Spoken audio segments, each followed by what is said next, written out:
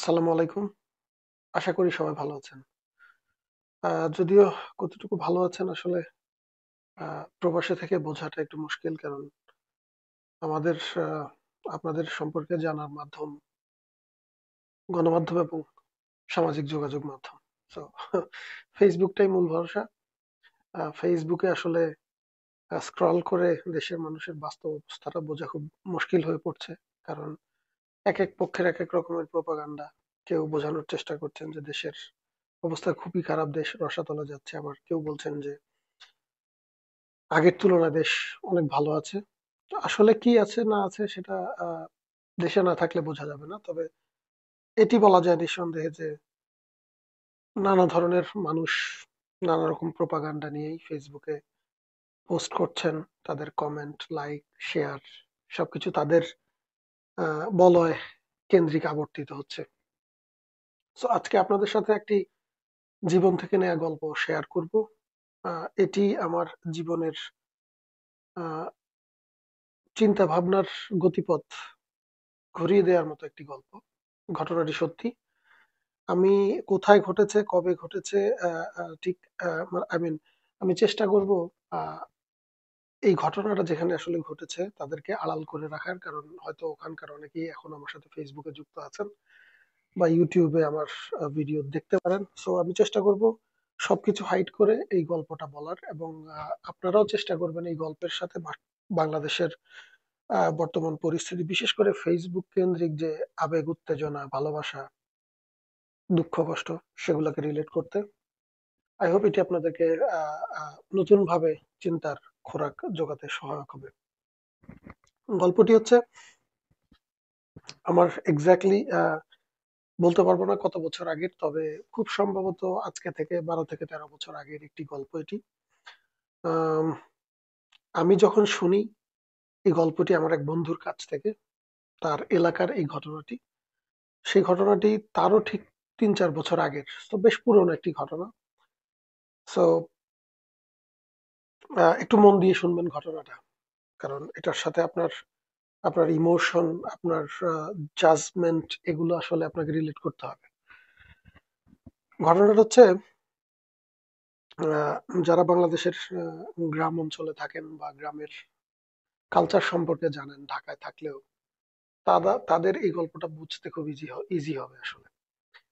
আহ, ধরুন ঘটনাটা ঘটেছে আজকে থেকে 12-13 বছর আগে বা 14 বছর আগে।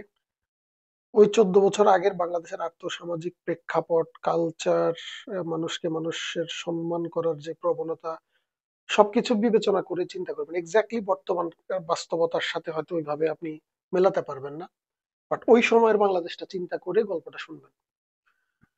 হয়েছে যে গ্রামের একটি ছোট্ট বাজার, আপনারা জানেন বাংলাদেশের প্রায় প্রতিটি গ্রামেই ছোট একটি বাজার থাকে। 4-5টি দোকান বা 10টা দোকান, ছোট বাজার, গ্রামের বড় বাজার নয়। যেটা একটা ইউনিয়ন কেন্দ্রিক বাজার, সেই বাজারের কথা আমি বলছি না, বলছি ছোট একটি বাজার যেটা প্রত্যেক গ্রামেই, পাড়ায়, মহল্লায় থাকে। 4-5টা দোকান, কিছু কাঁচা সবজি ওঠে সকালবেলা, ওইরকম একটি বাজার ধরুন।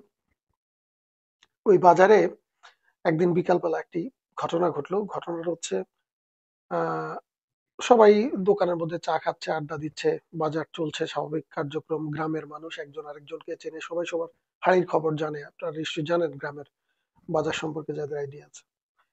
সো এক বাবা আর ছেলে, ছেলের বয়স সবেমাত্র বিয়ে করেছে, হয়তো তখন কম বয়সে বিয়ে করেছে ছেলে, আমি যেটুকু শুনেছি সে সময়টাতে। আমার যে বন্ধুর কাছে গল্পটা শোনা, এই গল্পের মূল চরিত্র যে ছেলে, সেই ছেলেটা তার বন্ধু। তো সে খুব ভালো মতো জানতো ঘটনাটা কি ঘটেছে আসলে। তো ওই ছেলে তার বাবার সাথে আহ, বাজারের ঠিক পাশেই কি একটা বিষয় নিয়ে তর্কাতর্কি হচ্ছিল বাবা ছেলের মধ্যে। বাবা বেশ বয়স্ক, বয়স্ক মানুষ, মুখ মুখ ভর্তি ধাড়ি, দেখতে বেশ ভদ্র, এবং তাদের বংশমর্যাদা ভালো, গ্রামের একটি ভালো বংশের মানুষ তারা। তো ছেলে বাবা তর্কের এক পর্যায়ে, কথা কাটাকাটির এক পর্যায়ে, ছেলে বাবাকে কষে একটা চড় দেয়। শুধু চড় না, চড় দেওয়ার পরে বাবাকে ধাক্কা দিয়ে রাস্তার পাশে ফেলে দেয়। নিচে ছিল নতুন ধান লাগানো ধান ক্ষেত, ওখানে বেড়ার মতো ছিল রাস্তার পাশে, বেড়ার মধ্যে গিয়ে পড়ে মুরব্বি, খুবই ব্যথা পায়। থাপ্পড়টা এত জোরে দিয়েছে ওই বন্ধুর ভাষ্য মতে যে বাজারের নাকি শুনেছে থাপ্পড়ের আওয়াজ। তারপরে সবাই যখন ওইদিকে তাকায় দেখলো যে ছেলে তার বাবাকে ধাক্কা দিয়ে রাস্তার পাশে ফেলে দিয়েছে। চিন্তা করুন কত বড় জঘন্য একটি ঘটনা। আমাদের সমাজে আসলে বড়কে সম্মান করাটা অনেকটা ফরজের মতো একটি বিষয় আমাদের কালচারে। বাবাকে ছেলে এইভাবে একটা চড় দেয়, বয়স্ক মানুষ, বৃদ্ধ একটা মানুষ, গ্রামের বাজারে 50-60 জন মানুষ যারা ছিল একে অপরকে সবাই চেনে, তাদের রিয়াকশনটা কি হওয়ার কথা? খুব স্বাভাবিক, আপনি আমি থাকলে একই রিয়াকশনই হতো। স্বাভাবিকভাবেই মানুষ গিয়ে ওই ছেলেকে আচ্ছা মতো উত্তম মধ্যম দেয়, এবং ওই ছেলের চাচা মানে যে ভদ্রলোক চড় খায়, চড় খেয়েছে তার ভাইরা ছিল কয়েকজন চাচারা, ওই ছেলের চাচারা, তারাও এখানে বেশ অতি উৎসাহী ভূমিকা পালন করেছে। স্বাভাবিক, তাদের ভাইকে এভাবে প্রকাশ্যে সবার সামনে বাজারের মধ্যে ছেলে চড় দিয়েছে, ধাক্কা দিয়েছে, ঘটনাটা কি ঘটতে পারে? সো আচ্ছা ভাবে আগে ওকে মারার পরে একটা পর্যায়ে তারা খুবই উত্তেজিত হয়ে যায়, চাচারা বিশেষ করে। এর কয়েকদিন পরে গ্রামে একটি দরবার, যেটা হয় আর কি, যেখানে মীমাংসা সালিশ ওইরকমটা হয়। হওয়ার পরে চাচারা খুব প্রেসার দিচ্ছিল যে ছেলেকে গ্রাম ছাড়তে হবে, গ্রাম ছেড়ে দিতে হবে। সো এখানে আসলে ঘটনাটা কি ঘটেছে, বাবাও কিছু বলছে না, ছেলেও কিছু বলছে না। এখন আসলে কেউ জানতেও চাচ্ছে না কি হয়েছে ওইভাবে, কারণ সবার কথা একটাই, যত কিছুই হোক বাবাকে তো চড় দেওয়া যায় না, এটা মানা যায় না। এটা আমি আপনি হলে একই কথাই বলতাম। ছেলে এরপরে নিজেই ডিসিশন নেয় সে গ্রাম ছেড়ে দেবে। সে গ্রাম ছেড়ে দিয়েছে, তার বউকে নিয়ে সে চলে গিয়েছে ঢাকায়। প্রেগনেন্ট ছিল তার বউ ওই সময়, সে ঢাকায় চলে গিয়েছে। আমি যখন গল্পটা শুনি তারা তখনও গ্রামে আর ফিরেনি, ওই ছেলে এখন যায় কিনা আমি জানি না, আমার সাথে যোগাযোগ নেই। তো তখন পর্যন্ত ছেলে আর গ্রামে ফিরে যায়নি, এবং তার ডিটারমিনেশন ছিল সে আর গ্রামে ফিরে যাবে না।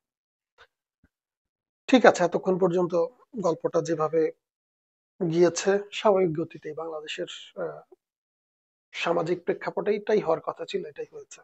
কিন্তু দেখেন, আপনার এই যে চিন্তা ভাবনা যে সব ঠিক হয়েছে সেটা পাল্টে যাবে আপনি যদি ঘটনাটা জানেন আসলে কি হয়েছে। আমি জানি আপনার মাথায় বারবার একটা চিন্তা আসে, বাবাকে তো চট দেওয়া যায় না, এটা মানা যায় না, আসলেই মানা যায় না। বাট তারপরেও ঘটনার ভেতরে ঘটনা থাকে। ঠিক আপনার মেন্টালিটি 1 মিনিট পর হয়তো পরিবর্তন হয়ে যাবে কি হয়েছে বিহাইন্ড দ্য সিন সেটা জানার। এবার বলছি আসল ঘটনা, একটু খেয়াল করে শুনবেন। এটা খুব অস্বাভাবিক ঘটনা, কেউ অন্যভাবে নেবেন না, বাস্তবে এরকম ঘটনা ঘটে থাকে, এটাই ঘটেছে। যে ভদ্রলোক বাবা চড় খেয়েছে, যে লোকটা, আর যে ছেলে, একটাই ছেলে তার, ছেলেটা বিয়ে করেছে। তো ছেলের বউ খুব সুন্দরী, তাদের এলাকায় ব্যাপক প্রভাব, জায়গা জমি আছে। ওই সে ভালো একটা মেয়ে বিয়ে করে সে এনেছে ঘরে। সো এই বাবার একটু বাবাটা দুশ্চরিত্র ছিল, sorry, that was the reality. So মাঝে মধ্যেই সে বউকে নানা কায়দায় উত্ত্যক্ত করার চেষ্টা করতো। উত্ত্যক্ত মানে শ্লীলতাহানি বলতে যা বোঝায় আর কি, এরকমটা চেষ্টা করতো। সেগুলো নিয়ে ঘরের মধ্যে ঝগড়াঝাটি হয়েছে। ছেলের মাও বাবাকে অনেক বকাঝকা করেছে। ছেলে আসলে কি করবে, কিছুই করতে পারে না, বাট আবার চুপ করেও থাকতে পারে না। তো যেদিন বিকালের এই ঘটনাটা, চড় খাওয়ার যে ঘটনাটা, সেদিন ছেলে বাইরে থেকে বাসায় গিয়ে দেখে যে বউ কাঁদছে, চোখ দিয়ে ব্যাপক অনেক কান্নাকাটি করছে। কি হয়েছে, ছেলের বউটা তখন 7 মাসের প্রেগনেন্ট বলেছে। শ্বশুর মানে ছেলের বাবা ছেলের বউকে জড়িয়ে ধরেছে একটা পর্যায়ে।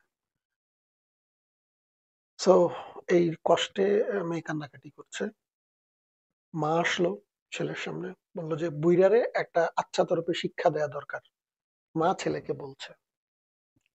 ছেলের মাথা গরম, স্বাভাবিক। আপনার কি হবে এরকম সিচুয়েশন, আপনি জাস্ট চিন্তা করে দেখেন, বাজারে গিয়েছে বাবার সাথে দেখা, এরপরে কি কথা হয়েছে ওইটা আমি জানি না, বাট কিছু একটা কথা কাটাকাটির এক পর্যায়ে ছেলে থাপ্পড় দিয়েছে এবং ধাক্কা দিয়েছে।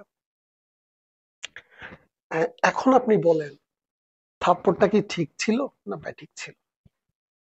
দেখুন, আমি কোনো পক্ষ নিতে চাই না, কিন্তু আপনার চিন্তা ভাবনাটা চেঞ্জ হয়েছে কিনা, যে আপনার যে চিন্তাটা ছিল যে কোনো পর্যায়ে বাবাকে থাপ্পড় দেওয়া যায় না, এটা অসম্ভব। এখনো কি আপনার একই চিন্তা আসছে মাথায় যে এটা ঠিক করেনি ছেলে? আশা করি একটু পরিবর্তন হচ্ছে না। দুনিয়াটা এরকমই জটিল, এত সহজ না। যাই হোক, কি হয়েছে আসলে পরে আর আরেকটু ঘটনার টুইস্ট আছে এখানে। চাচাদের ভূমিকার কথা আমি বলছিলাম বারবার। ওদের অনেক জায়গা সম্পত্তি ছেলেদের বলেছি।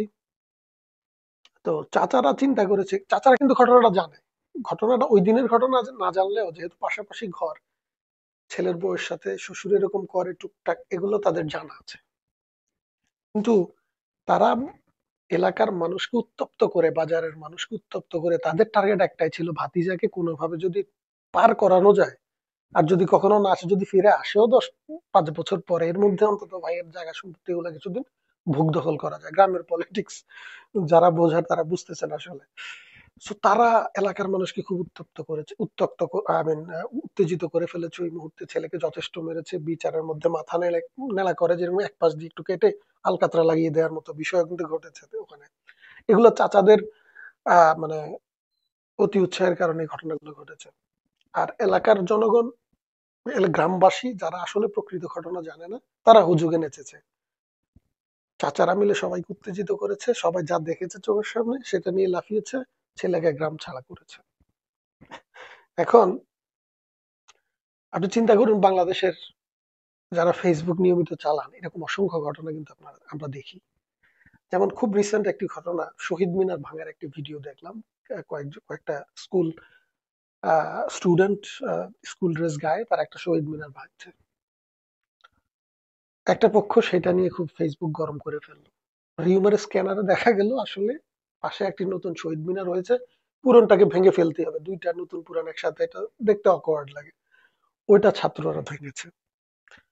কিন্তু এই ভিডিওটা দিয়ে ফেসবুক কিন্তু গরম করে ফেলেছে আমাদের সজীব ওয়াজেদ জয়ের ভাইগনা যারা আছে দেশে তারা।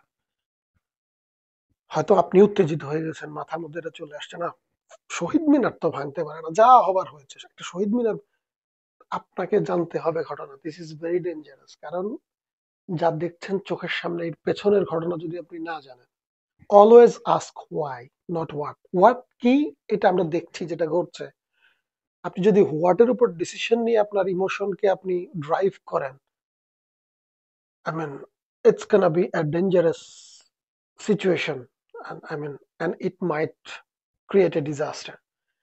আপনাকে খুব সাবধান থাকতে হবে এই সমস্ত ক্ষেত্রে। কারণ পতিত স্বৈরাচার যারা পালিয়ে গিয়েছে, খুব সক্রিয়, খুব সক্রিয়। বাংলাদেশের আওয়ামী লীগ ক্ষমতা থেকে চলে গেলে এক রাতের মধ্যে আওয়ামী লীগ শেষ হয়ে যাবে। 10 লাখ মানুষ এক রাতে মারা যাবে। এগুলো সব আওয়ামী লীগের নেতাদের কথা, তারা যখন শেষ দিকে ক্ষমতায় ছিল। এবং যেই কোনো একজন সুস্থ মানুষকে যদি আপনি তখন জিজ্ঞেস করতেন যে আওয়ামী লীগ চলে গেলে ক্ষমতা থেকে কি হবে তাদের, সবাই বলতো যে এক রাতের মধ্যে অন্তত 5 লাখ লোক মারা যাবে, না হলে 1 লাখ লোক মারা যাবে। এটাই ছিল স্বাভাবিক ওদের কর্মকাণ্ডের ফলে। ঘটনাটা কি ঘটেছে? ঘটেনি। দেখুন, আমি কাউকে মারার বা আক্রমণ করার পক্ষে নই, কিন্তু আমি বলছি বাস্তবতা। অস্বাভাবিক ঘটনা অস্বাভাবিকতাকে ডেকে আনে। আপনারা সেটা করেননি। বিপ্লব আধা বিপ্লব কিন্তু খুবই ভয়ঙ্কর, ডিজাস্টার। বিপ্লব করলে বিপ্লবের মতো বিপ্লব করতে হবে, আপনারা সেটা করেননি। সেইটার ফলাফল আপনাদেরকে ভোগ করতে হবে, করতে হচ্ছে আপনাদেরকে। নানাভাবে কিন্তু আপনাদেরকে বিভিন্নভাবে উত্তক্ত করা হচ্ছে, উত্তেজিত করা হচ্ছে, খুব বুঝে শুনেই করা হচ্ছে। ফেসবুকে কারা করছে আমি তো দেখছি, আপনিও দেখছেন, অ্যাকশন নিচ্ছেন না কেন? যাই হোক, এগুলোর ব্যাপারে খুব সচেতন থাকতে হবে। আরেকটা ঘটনা দেখেন, টাঙ্গাইলে বাসে ধর্ষণের ঘটনা। কিছু নিউজ ফলো করার চেষ্টা করলাম এই বিষয়টার উপরে। আমি কোথাও একটি জায়গাও দেখলাম না যেখানে বাসের যাত্রীরা ধর্ষণের অভিযোগ করেছে। তারা বলেছে আমরা আওয়াজ শুনেছি পেছনে, আমরা জানি না কি হয়েছে, একটা বাসের মধ্যে ডাকাতি হলো, যেটা শ্লীলতাহানি এখানে হয়েছে এটা বোঝাই যায়। এবং আমার জানা মতে, আমি যেটুক নিউজ পড়েছি, মহিলারা শ্লীলতাহানির শিকার হয়েছেন, মেয়ে মানুষরা, তারা একই অভিযোগ করেছেন থানায় গিয়ে, যে তাদের উত্ত্যক্ত করা হয়েছে, তাদেরকে শ্লীলতাহানি করা হয়েছে, নানাভাবে নাজেহাল করা হয়েছে। ধর্ষণের অভিযোগ করেছে সেটা আমি শুনিনি। কিন্তু দেখেন, সমকালের একটি নিউজ আমি দেখলাম যে ওই এলাকার দুঃখিত ওসি না এসপি আমার মনে নেই, আমি নিউজটা কমেন্ট বক্সে দিয়ে দেবো, বলেছেন যে সংবাদ সম্মেলন করে যে ধর্ষণের ঘটনা ঘটেনি, এখানে শ্লীলতাহানির ঘটনা ঘটেছে। কমেন্টে ওই পুলিশ কর্মকর্তাকে ধুয়ে ফেলা হয়েছে গালাগালি করে। কি, কেন উনি ধর্ষণ বললেন না? কেন উনি ধর্ষণ বলবেন? ধর্ষণ শুনতে আপনার মন চাচ্ছে, এখন উনি ধর্ষণটা বলেনি, এই জন্য আপনি ওনাকে গালাগাল করছেন। কমেন্ট বক্স দেখলাম যে ভর্তি গালাগালিতে। এবং এই নিউজটা শেয়ার করলে নিউজের ভেতর গিয়ে দেখবেন, খুব ইন্টারেস্টিং ঘটনা। আমি কমেন্ট গুলা পড়লাম যে কারা এই কমেন্ট গুলা করেছে, গালাগালির কমেন্ট গুলা। একটা বিশেষ গোত্রের লোক। দেখুন, আমি আপনি নিজেই যাচাই করে দেখুন। সবকিছু কিন্তু আপনি আহ, একটু যদি চেষ্টা করেন সত্যটা বের করে আনতে, সত্যটা বুঝতে, সত্য বোঝা খুব খুব সহজ, দুনিয়ার সবচেয়ে সহজ কাজ। কিন্তু একটু ট্রিকি হতে হবে। আপনি যদি অলস হন আপনি পারবেন না। এটা ঘটছে, এই জিনিসগুলো খুবই ডেঞ্জারাস। একটা ঘটনা ঘটেছে শ্লীলতাহানির, আপনি কেন সেটাকে ধর্ষণ বলতে হবে? এরাই সেই মানুষ যারা বাড়িয়ে 3 লাখ শহীদ বলার পরেও সেটা নিয়ে খুশি না, তারা 30 লাখ বলবে। কেন বলবে? It's kind of emotional thing, এটা নিয়ে কোনো প্রশ্ন করা যাবে না। 30 লাখ বললে আমাদের বুক ভরে যায়। জাস্ট চিন্তা করুন। উম, আরেকটা ঘটনা শেয়ার করি আপনাদের সঙ্গে। এটা 4-5 বছর আগের ঘটনা, বাংলাদেশের কোনো আমি সাংবাদিকতা করি। ঘটনা সাভারের। অনেকের হয়তো মনে থাকবার কথা, একটা মহিলা হিজাব পরা, নামাজ পড়ার সময় যে এরকম একটা ড্রেস পরে বাংলাদেশের মহিলারা, হিজাব পরা থাকে, বড় ওড়নার মতো ওইরকম একটা ড্রেস পরা, ছাদে উঠে সমানে গাছ কাটতেছে দা দিয়ে। গাছের মধ্যে, টবের মধ্যে অনেক রকম গাছ, সবজি গাছ, ফুল গাছ, এগুলো কাটছে। Video viral. মহিলা আরো হচ্ছে হিজাব পরা। নারীবাদীরা ক্ষিপ্ত, কি ব্যাপার, এইভাবে কেউ গাছ কাটতে পারে নাকি? এটা মানে খুবই উত্তেজিত অবস্থা। আমি অফিসে ওই ভিডিওটা দেখছি। তো আমার সহকর্মীরা সবাই খুব খেপা, না গাছ এইভাবে কাটতে পারে? একটা ছাদের মধ্যে একটা ঠাকুর মতো মহিলা দাও নিয়ে এভাবে গাছ কাটতেছে, আর একটা মহিলা ভিডিও করতেছে, মেয়ে বলতেছে আল্লাহ বিচার করবে, দেখেন আমাদের গাছগুলা কিভাবে কেটে ফেলতেছে। দেখেন, এটা দেখে উত্তেজিত হয়ে গেল, ফেসবুক গরম। পরের দিন মাগরিবের নামাজ পড়ছে মহিলা, মাগরিবের নামাজ শেষ হয়েছে, মহিলাকে অ্যারেস্ট করে পুলিশ নিয়ে যাচ্ছে, মনে হয় যে জঙ্গি ধরছে। Just think about it. আপনি কেন চিন্তা করছেন না যে এটার পেছনে ঘটনা আছে? নিশ্চয়ই একটা মহিলা এভাবে গাছে গিয়ে, ছাদে গিয়ে গাছ কাটতেছে, কি করতে পারে এখানে? দেখুন, স্বাভাবিকভাবে চিন্তা করলে কিন্তু বোঝা যায় যে কিছু একটা আছে এখানে। এই ছাদের মালিকানা নিয়ে কোনো প্রবলেম আছে, অথবা এখানে বিহাইন্ড দ্য সিন কিছু আছে। 2 দিন পরে ঠিকই ঘটনাটা বেরোলো। কি হয়েছে? ওই বাসাটা একটা ফ্ল্যাট, এখানে 30টা ফ্ল্যাট আছে টোটাল ওই বাড়িটার মধ্যে। সবাই এক একটা ফ্ল্যাটের মালিক, কেউ হয়তো 2টার মালিক, কেউ 3টার মালিক, but most of the house owner একটা ফ্ল্যাটের মালিক। তো ছাদটার মালিক তো সবাই। ছাদে বাচ্চারা গিয়ে খেলে, একটা ফ্যামিলি ওখানে আপনার সিম গাছ, লাউ গাছ এই টাইপের, বা গাঁদা ফুল, আরো বিভিন্ন জিনিস টবের মধ্যে লাগিয়েছে ছাদের চারপাশে। তারা তো এটা করতে পারে না, যাক তারা এটা করেছে। বাচ্চারা খেলতে যায়, ওখানে বল পড়ে। এইটা নিয়ে তারা বাচ্চাদের সাথে উল্টাপাল্টা করে, বাচ্চারা ছাদে খেলতে পারে না। চিন্তা করেন কতটা বদমাইশ হলে এই কাজটা করা যায়। আপনি ছাদে সবাই খেলবে, 30টা ফ্ল্যাট, সব বাচ্চারা গিয়ে ছাদে খেলবে, আপনি ওখানে গাছ লাগাইছেন, গাছে বল পড়লে আপনি বকাঝকা করছেন বাচ্চাদেরকে। এরপরে কমিটি বসে, হাউস ওনার্স অ্যাসোসিয়েশনের যে কমিটি থাকে, সেই কমিটি বসে সিদ্ধান্ত নিল যে এই গাছটা কেটে ফেলতে হবে। 1 মাস আগে সিদ্ধান্ত নিয়েছে, গাছ তারা সরায়নি ওখান থেকে। তারপরে একদিন, ওই 1 মাস পরে বাচ্চারা খেলতে গিয়েছে, আবারও তাদেরকে এরকম বকাঝকা করেছে, কেন ওখানে বল পড়েছে। ওই মহিলার বাচ্চা ছিল ওখানে, মহিলা গিয়ে একদম গাছ কেটে সব সাফ করে ফেলছে। এখন আপনি বলেন অন্যায়টা কার আসলে? যেই মেয়ে ভিডিও করছিল ওদেরই গাছ ছিল, ও এমন ভাবে প্রেজেন্ট করছিল, এই মহিলা গাছ কেটে ফেলছে, আল্লাহ বিচার করবে, এই করবে সেই করবে। চিন্তা করেন, ধরা উচিত ছিল ওই মেয়েকে, কিন্তু আমরা ধরলাম ওই মহিলাকে। ভদ্র মহিলাকে ধরে 2 দিন জেলে রেখে এরপর ছেড়েছে। যাই হোক,